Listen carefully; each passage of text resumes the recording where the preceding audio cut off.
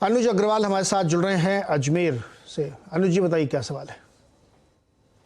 मेरे पास पूना वाला फिनकॉर्प के 250 शेयर हैं 300 रुपए की रेट से। ओके, मैं 6 महीने होल्ड कर सकता हूँ, अगर क्या करना होगा? 6 महीने होल्ड कर सकते हैं पूना वाला फिनकॉर्प, और 300 पे लिया है, 325 के आसपास है। रुकना चाहिए इनको गौरव? देखिए, इसका स्ट्रक्चर खराब नहीं है। मेरे हिसाब से इसमें बने रहना चाहिए। यहाँ पे इसके जो ब्रेकआउट्स हैं मौजूदा स्वरूप पे वो 330 पे आपको देखने मिलेगी या 335 सॉरी देखने मिलेगी। तो एक बार स्टॉक 335 को अटेम्प्ट कर सकता है। वहां पे आप रिव्यू कर लीजिए, थोड़ा पार्ट क्वांटिटी बुक कर लीजिए। मैं समझूंगा अगर यहाँ पे मेरे को पैसा बन रहा है 8% अपवर्ड रिटर्न बन रहा है तो थोड़ा सा आप बुक कर लीजिए, क्योंकि आपका नजरिया बहुत लंबी अवधि का नहीं है। और बाकी आप ट्रेलिंग स्टॉप को होल्ड कर सकते हैं। तो मुझे लगता है थोड़ा पार्शियल क्वांटिटी बुक कर लीजिए, बाकी आप वेट कीजिए। 335 की अगर क्लोजिंग आती है वीकली में अगर आती है तो स्टॉक पे है 360% आपको इजीली दिखा देगा। तो काफी स्ट्रॉन्ग स्ट्रक्चर तो इसका पॉजिटिव है, इसमें बने रह सकते हैं। इसमें बने रह सकते हैं। पूना वाला फिनकॉर्प में होल्ड करके रखिए, इसमें बहुत हरकत है, बहुत मूवमेंट इसमें होती रहती है। गौरव थोड़ा सा वेट करिएगा, मैं एक नतीजे की बात करना है मुझे। केपीटी टेक्नोलॉजीज ने चौथी तिमाही में अनुमान से काफ़ी बेटर नतीजे पेश किए और कंपनी के मुनाफे और आय दोनों में शानदार बढ़त देखी गई और कॉन्स्टेंट करेंसी ग्रोथ तो बहुत ही ज़बरदस्त थी। इसी नतीजों पर हम बातचीत करेंगे। कंपनी की CFO प्रिया हार्डिकर हमारे साथ हैं। प्रिया, बहुत बहुत स्वागत है आपका CNBC आवाज़ पर। नमस्कार। CC ग्रोथ 8.5%, बहुत ही शानदार, बहुत ही स्ट्रॉन्ग ग्रोथ है। और डॉलर रेवेन्यू में 12% की ग्रोथ है। डील विंस भी बहुत अच्छी है। क्वार्टर ऑन क्वार्टर 55% की मूवमेंट, साल दर साल देखें तो 225% की उछाल। ये आप 100% आपका रेवेन्यू हमारे ख्याल में एक ऑटो सेगमेंट से ही आता है। यस, सो देखो, आप देखोगे हमारी इंडस्ट्री जो है मोबिलिटी इंडस्ट्री, जैसे आप जानते हैं एक बहुत ही बड़ी लार्ज कंट्रीब्यूटर है एक कार्बन फुटप्रिंट की और उसमें ये इंडस्ट्री में इसी वजह से बहुत सारी इन्वेस्टमेंट भी हो रही है टुवर्ड्स एक सस्टेनेबल फ्यूचर की तरफ। और हमारा जो बिजनेस मॉडल है, हम जो है एज KPIT, हम इस इन्वेस्टमेंट में और एक सस्टेनेबल फ्यूचर की ओर हमारी इंडस्ट्री में बहुत इंटेंसली इन्वॉल्व है। हमारी टेक्नोलॉजी लेड ऑफरिंग जो है, जो सॉल्यूशंस है, ये एक तरह से उस ट्रांसफॉर्मेशन के लिए जिम्मेदार भी है। सो आप एक मैक्रो एनवायरनमेंट में देखेंगे तो देन आपको इतनी बहुत सारी चौंक देने वाली बात नहीं हो सकती है। इसलिए मैं बोलना चाहूंगी कि हमारी एक कमिटमेंट जो है हमारे विजन की ओर, creating a safer, cleaner, smarter world, उसी वजह से हम लोग एक अच्छी तरह से एक जुड़ गए हैं एक प्लान सस्टेनेबल फ्यूचर की ओर, our clients in mobility industry. तो इसी वजह से हमारा जो डिमांड एनवायरनमेंट है एक तरह से बहुत रोबस्ट है। तो उसी बैकग्राउंड पे आप देखोगे तो FY23 ये साल जो आपने अभी अभी कहा, एक बहुत ही सेटिस्फाइंग ईयर था। मार्जिन एक्सपांशन भी हुआ है। आपने जैसे कहा, मैं एक बार वापस दोहराना चाहूंगी कि 11 क्वार्टर्स 11 क्वार्टर्स का हमारा सीक्वेंशियल ग्रोथ है of in revenues, in profits. आप अगर गौर करोगे तो एक 6-7 महीनों में हमने 2 बहुत बड़ी, जैसे आप बोलोगे, मेगा एंगेजमेंट्स भी और डील्स स्ट्रेटेजिक क्लाइंट्स की तरह हमने एक डिक्लेयर की थी। एक रेनो के साथ था, एक होंडा के साथ था। तो हमारी एक तरह से पार्टनरशिप होती है। और ये एक तरफ से ये मोबिलिटी इंडस्ट्री का रोबस्ट एनवायरनमेंट, हमारे T25 क्लाइंट्स, स्ट्रेटेजिक क्लाइंट के साथ हमारी एंगेजमेंट, ये दोनों के साथ आप अगर जुड़ जाओगे तो आपको इतनी विश्वास दृढ़ता आएगी कि हमारा जो ग्रोथ है एक तरह से सस्टेनेबल और हेल्दी है। और इसी वजह से हम बहुत ही स्ट्रांग फुटिंग पे है और हमें ऐसा लगता है कि पिछले 3-4 साल तक हमें बहुत ही अच्छी विजिबिलिटी है हमारे क्लाइंट के साथ, दैट हमारा ग्रोथ बरकरार रहेगा। एक चीज समझाइए, हमने अगर आप पिछले प्रिया एक मिनट रुकिए आप। मुझे ये समझाइए, जब देखिए एक्चुअली क्या होता है, कई बार जब ऐसा परसेप्शन एटमॉस्फेयर है जहाँ पे बहुत चिंता IT सेक्टर की जताई जा रही, वहाँ पे आपके टू गुड टू बिलीव वाले नंबर होते हैं, but we have to believe it. जहाँ पे ऑटो सेगमेंट में स्लम्प है, इवन जो ESG compliance company, pure green company, उसमें भी प्राइस कट करके गाड़ियाँ बेची जा रही हैं। आज ही खबर आई कि 2 दिन पहले यूरोप में एक कार्बन टैक्स भी इम्पोज कर दिया गया जो 2026 से इम्प्लीमेंट हो जाएगा। इन सब के बीच में ऑटो सेल्स आपको लगता है कि ऐसे ही ग्रो करती रही, कोई चिंता नहीं लग रही आपको? हमारा जो बिजनेस है वो हमारे क्लाइंट्स के R&D स्पेस में होता है। हाँ। उनका जो R&D है जो उनके अगले 5-6 सालों के साथ उनके सस्टेनेबल और उनके नई सॉफ्टवेयर डिफाइंड व्हीकल की ओर है। तो ये जो सॉफ्टवेयर डिफाइंड व्हीकल का उनका कमिटमेंट है, उनका R&D है, ये उनके पोजिशनिंग के लिए भी बहुत जरूरी है। और इस वजह से उनका R&D इन्वेस्टमेंट तो वो कम नहीं कर सकेंगे, बिकॉज वो उनका यूनिक पोजिशनिंग है। और इसी वजह से आप अगर देखोगे तो हमारी पाइपलाइन भी बहुत स्ट्रांग है। हमारे Q4 विंस अगर आप देखोगे तो उसकी TCV जो बोलते हैं $400 मिलियन के ज्यादा है। तो ये कोलैबोरेशन हमारे क्लाइंट के साथ और उनकी जो जर्नी है फ्यूचर की तरफ, सस्टेनेबल फ्यूचर की तरफ, जिसको हम बोलते हैं सॉफ्टवेयर डिफाइंड व्हीकल, और एक तरह से इनोवेशन होगा मोबिलिटी इंडस्ट्री में। थोड़ा सा मैं पीछे जाऊंगी, थोड़ा मैक्रो एनवायरनमेंट में वापस। अगर आप देखोगे तो मोबिलिटी इंडस्ट्री में बाकी के इंडस्ट्री की तरह इतना बड़ा इनोवेशन कई सालों से नहीं हुआ है, जैसे टेलीकॉम में है या किसी और में है। तो सॉफ्टवेयर एक तरह से ये इंडस्ट्री में बहुत ही बड़ा इनोवेशन होने वाला है, और ये इनोवेशन की वजह से हमारा जो टेक्नोलॉजी लेड बिजनेस है एक तरह से बहुत ही अच्छे स्वीट स्पॉट पे है। तो इसी वजह से हमारा पाइपलाइन भी स्ट्रांग है, और जैसे कि आपने कहा too good to be true situation में है। प्रिया जी, प्रिया जी, ये नहीं, बिल्कुल इंटरेस्टिंग पॉइंट है। बहुत सारी कंपनी अपने डिसीजन डिले कर रही, बट एक्सेप्ट ऑटो, जिनको कि अगले 4-5 साल में वो कंप्लायंस करना है। बट इसमें एशिया में क्यों इतना डिले है? आपका एशियन रेवेन्यू कम है और कम होता ही जा रहा है, यहाँ की कंपनियां नहीं सोच रही है ऐसा? नहीं, एक्चुअली आप देखोगे कि पिछले साल का जो हमने आउटलुक दिया है, रेवेन्यू ग्रोथ ऑफ 27 to 30%, जिसमें एशिया का योगदान बहुत ही भारी होगा। अभी ऐसे हुआ है कि हमारी एक्विजिशंस जो हुई है ये साल में, ये बहुत सारी तीनों एक्विजिशन यूरोप में हुई है। इसी वजह से ये क्वार्टरली परफॉर्मेंस ऐसे दिख रहा है, बट ये अगले सालों का एक तरह से बैरोमीटर नहीं है। अगले साल में आप देखोगे कि हमारी एशिया की ग्रोथ बहुत ही होगी। आपको याद होगा 1-2 महीने पहले हमने होंडा का एक स्ट्रेटेजिक अकाउंट की तरफ एक बहुत बड़ी अनाउंसमेंट भी की है। Honda as you know is based out of Japan, और हमारा बिजनेस वहां पे बहुत ही स्ट्रांग है। तो एशिया में हमारा बिजनेस बढ़ेगा, और अगले सालों की growth Asia, Europe and America, तीनों ज्योग्राफीज में बरकरार रहेगी। अच्छा, ये जो आपने मार्जिन का गाइडेंस दिया है 19 से 20% का, लगातार बढ़ता ही जा रहा है, तो ऑप्टिमम या रीजनेबल लेवल क्या होगा? I think 19 to 20% is reasonable. अगर आप देखोगे इस साल के ऑप्टिमम क्या होगा फिर, और इससे कहां तक ऊपर जा सकता है? देखो, हम अभी जो आउटलुक दिया है हमने बहुत ही रियलिस्टिक एक आउटलुक दिया है, ऐसे मैं बोलना चाहूंगा। EBITDA margin between 19 to 20 is very realistic. आप देखोगे Q4 का हमारा मार्जिन इज 19.1%, साल का मार्जिन इज 18.9%, और पिछले साल से अगर आप कंपेयर करोगे तो 1 परसेंटेज पॉइंट से उसमें बढ़ोतरी हुई है। तो हमारा बिजनेस ग्रोथ और हमें जो एक तरह से इन्वेस्टमेंट करनी है टेक्नोलॉजीज में, जिसकी वजह से हम एक फोरफ्रंट में रहते हैं टेक्नोलॉजी में, वो दोनों का एक तरह से एक अच्छा संगम मिला के हमें लगता है EBITDA margin 19 to 20% is very realistic. Okay, आपका हेडकाउंट भी काफी बढ़ा है और कैश भी है बुक पे, कोई एक्विजिशन का इरादा है क्या? अभी हम लोग अभी ही एक्वायर हुआ है टेक्निका, एज यू नो। हम अभी हमारे integration of all the acquired entities is our focus area right now. We are going forward. Of course हम अभी जो कैश है वो हम ग्रोथ में ही इन्वेस्ट करेंगे। कैसे अपॉर्चुनिटीज मिलते हैं इसके ऊपर है। हम जुड़े रहेंगे आपके साथ बताने के लिए। बिल्कुल प्रिया जी, बहुत जोश में और बहुत ही ऑप्टिमिस्टिक और रोबस्ट कमेंट्री दे रही हैं कि यहाँ से आगे जाते हुए कहीं कोई दिक्कत दिख नहीं रही है। बहुत बहुत शुक्रिया और शुभकामनाएं प्रिया जी आपको। Thank you, have a good, thank you. KPIT technologies IT में एक बड़ा आउट परफॉर्मर, आज भी ये ऊपर 2.5%, 928 रुपये का प्राइस है। गौरव, KPIT में क्या व्यू बन रहा है आपका? देखिए केपीआईटी हमने अंचल सुना पे as a matter of fact हमने दिया भी था एक टेक्निकल रिपोर्ट के ऊपर, बट हमने भी बुक करवा दिया प्रॉफिट से। हमें क्लाइंट को भी कहेंगे फिलहाल बुक कर सकते हैं।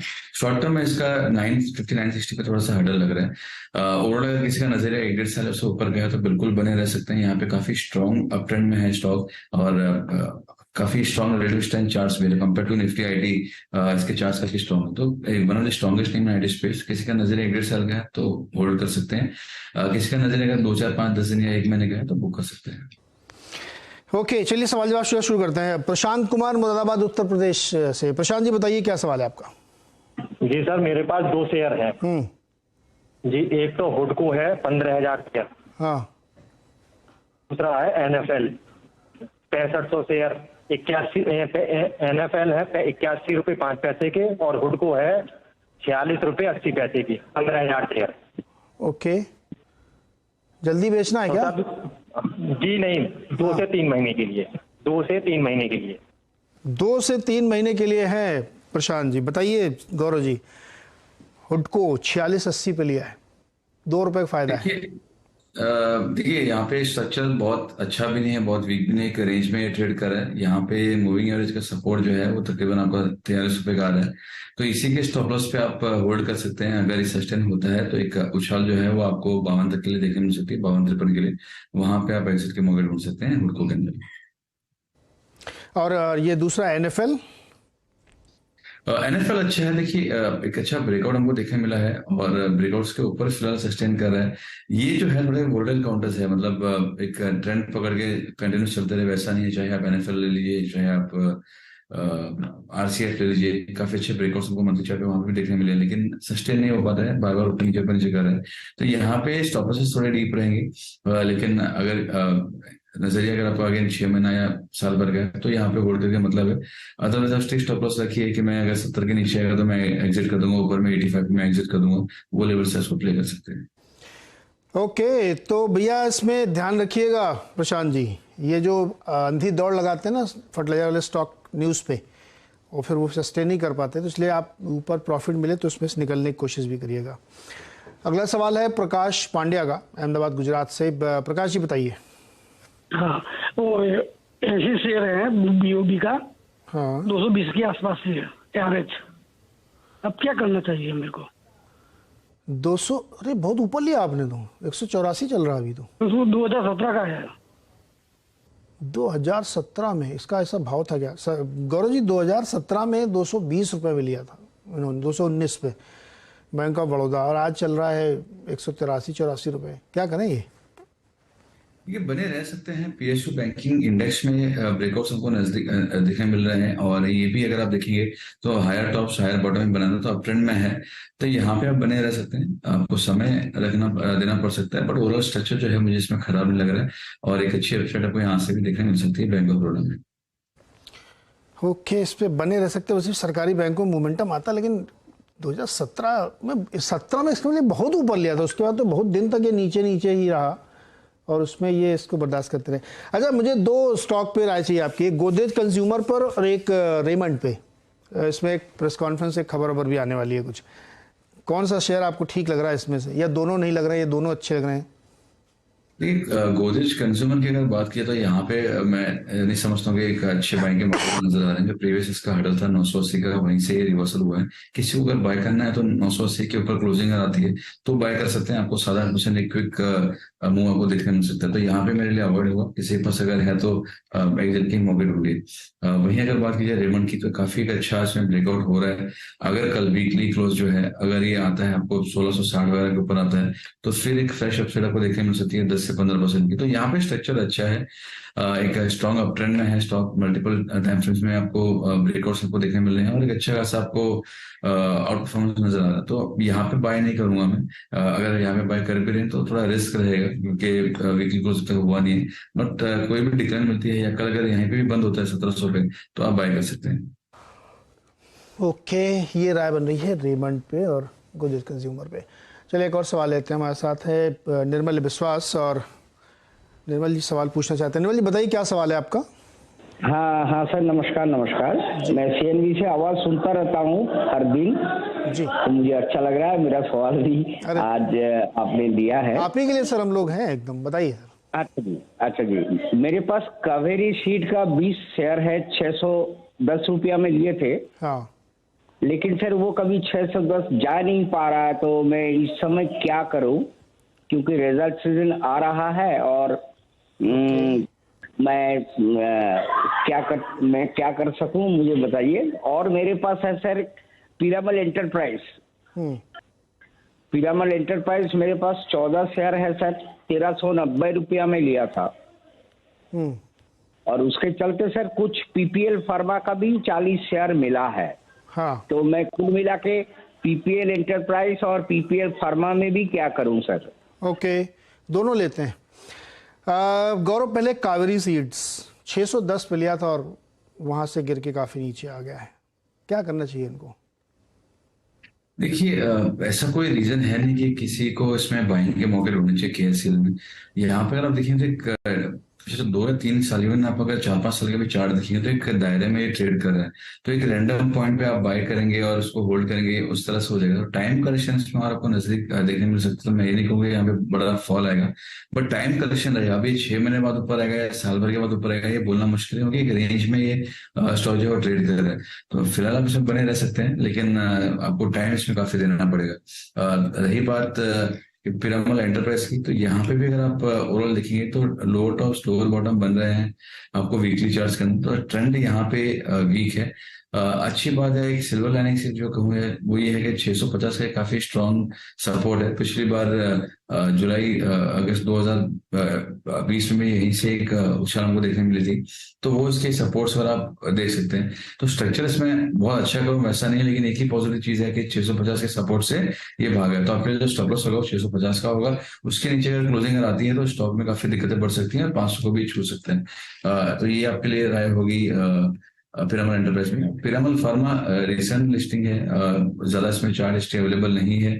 कोई ऐसे बुलिश संकेत में कहूँ शॉर्ट टर्म के लिए भी बाउंस करने के लिए वो ये है नहीं। आप उसके डेली चार्ट देखेंगे तो series of lower top lower bottom फिलहाल बने हुए हैं। यहाँ पे जो एक्शन है, ट्रैक्शन आपके वो आएगा एक बार स्टॉक जो है 80 को पार कर ले, तो इसका जो सिलसिला है लो टॉप लोअर बॉटम का वो बदल के हायर टॉप हायर बॉटम में आएगा। तो स्टॉक लुक्रेटिव हो जाएगा और एक अच्छी अपसाइड आपको 100 के लिए भी देखने मिल सकती है। जब तक वो नहीं होता है प्रीएम्प्टिव यहाँ पे रहना सही नहीं रहेगा। ओके, तो ये राय है निर्मला जी आपके लिए तीनों स्टॉक्स पे जो आपने होल्ड कर रखे हैं और आपने पूछे गौरव जी की मदद से आपकी समस्या हल करने की कोशिश की मैंने। चलिए अगला सवाल एक ट्विटर से लेते हैं। निधि पूछना चाहती हैं कि बजाज फाइनेंस के 14 शेयर हैं 7394 पे, फंस गई हैं, ये फंस गई ना इसमें सर? देखिए, एक होता है कि आप ऐसे कोई स्टॉक में फंसे हैं जिसके फंडामेंटल से बैक नहीं है, जो फेवर में भी नहीं रहता है। ये स्टॉक अगर आप कहीं फंस भी जाए तो एक है कि निफ्टी स्टॉक है और it has history of strong performance. तो यहाँ पे आपको टाइम देना पड़ सकता है, पर मुझे स्ट्रक्चर बहुत खराब करे ऐसा है नहीं। देखिए, एक मंथली चार्ट्स पे 5,000 से 5,500 एक अच्छा बेस फॉर्मेशन था, वहीं के आसपास कंसोलिडेट करके अब स्टॉक जो ऊपर जाने की तैयारी कर रहा है। तो यहाँ पे बात यह है कि आपको समय देना पड़ सकता है, बट ज्यादा करेक्शन यहाँ से लगना है कि ये 6,000 का स्टॉक वापस 3,000 हो जाएगा या 2,500 हो जाएगा, वो मुझे लग नहीं रहा है। शायद यहाँ से और अगर मार्केट करेक्ट होते हैं तो 7-8%, 10% की बात हो सकती है, बट यहाँ से मेजर फॉल नजर नहीं आ रहा है। तो यहाँ पे आप बने रह सकते हैं। इसमें आप बनी रहिए निधि जी। और चूंकि फंडामेंटली ठीक है, रिजल्ट भी इसके अच्छे आए थे, हालांकि बहुत ऊपर लिया था आपने उसके नीचे। अच्छा, निखिल शाह जी ने एक ट्विटर पर सवाल भेजा है। इन्होंने बैंक निफ्टी अप्रैल की 42,300 की कॉल के 2 लॉट लिए हैं 360 रुपए पे। 42,300, क्या करना है इनको?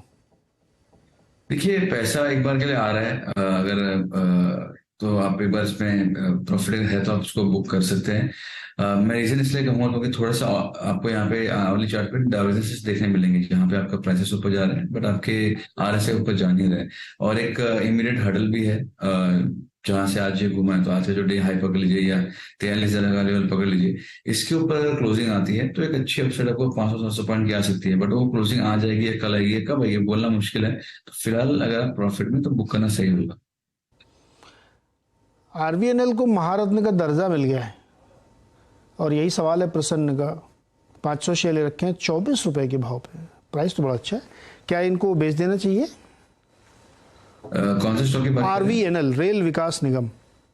देखिए एक मल्टीप्लेयर स्टॉक हो चुका है, हमने अपने क्लाइंट्स को भी 30-35 में दिला था, हम तो कभी के निकल चुके हैं। यहाँ पे मैं कहूँगा एक बार के लिए थोड़ा क्वांटिटी बुक जरूर आपको करनी चाहिए, क्योंकि इसके ट्रेलिंग स्टॉप लॉसेस भी काफी डीप आएंगे। इसका जो प्रीवियस ब्रेकआउट था नीरज जी, वो था 85 रुपए का, तो वो आपके लिए ट्रेलिंग स्टॉप लॉस हो जाएगा। तो यहाँ पे थोड़ा क्वांटिटी आप बुक कर लीजिए पार्ट, बाकी आप उसको राइड कर सकते हैं। RVNL, अच्छा इसका चार्ट दिखाइए, 1.5 साल लंबा वाला, जितना लंबा आपके पास हो। कितना ये भाग चुका है? 24 रुपए में इन्होंने लिया है, 200% 12 महीने में। और बड़ा चार्ट है क्या आपके पास? नहीं है। तो अब 24 रुपए से मतलब कितना, 8 गुना हो गया है 200%? नहीं, 8 गुना कहाँ हुआ, 4 गुना हुआ है 24 रुपए से। गौरव एक चीज़ मुझे बताइए, जैसे मान लीजिए आपने कोई स्टॉक खरीदा और आप ये एक्सपेक्ट करते हैं कि ये मल्टी बैगर बने, 2-3 गुना हो जाए, तो उसके लिए आप 5 साल का कम से कम समय रखते हैं। और अगर कोई चीज़ आपकी 1 साल में ही 4 गुना हो जाए, 24 रुपए वाला माल 100 रुपए हो जाए, तो उसको बेच देना चाहिए तुरंत? तो पूरा क्वांटिटी नहीं, लेकिन अगर आपको लग रहा है कि यहाँ से 3 गुना 4 गुना होगा और वो डबल हो चुका है, तो मैं पार्शियल क्वांटिटी जरूर बुक करता हूँ। लेकिन नीरज जी, अगर आपके उम्मीद से जल्दी अगर आपको पैसा बनता है, तो हमेशा एक बार प्रॉफिट जो है वो पॉकेट में ज्यादा अच्छा होता है रादर देन आपके लेजर में। तो मैं ये मानता हूँ कि अगर जैसे हमने TWL क्लाइंट्स को दिलवाया था, जहां पे हम 3 बैगर के लिए प्ले कर रहे थे, तो 185 190 जब भी वो 300 हो गया है, 320 वाला आया, तो हमने प्रॉफिट बुक करना शुरू कर दिया कि अभी ऑलमोस्ट डबल हो गया आपका 4-5 महीने में। तो यहाँ पे इतना फटाफट मूव अगर आया, तो आप थोड़ा बुक कर लीजिए प्रॉफिट यहाँ पे। तो अगर तुरंत पैसा बनता है, तो मैं हमेशा उससे बिलीव करता हूँ कि पूरा एग्जिट नहीं, लेकिन पार्शियल क्वांटिटी जरूर लेनी चाहिए, क्योंकि ये स्पीड सेम रहे नहीं रहे, कंसोलिडेशन में चलता रहेगा। तो स्ट्रक्चर खराब नहीं होता, लेकिन टाइम करेक्शन काफी इसमें हो जाएगा। तो अगर नीचे में मिलेगा, मैं फिर ले सकता हूँ। तो मैं एक बार तो यही कहूंगा कि अगर तुरंत पैसा बनता है, थोड़ा आपको उसमें बुकिंग करनी ही चाहिए।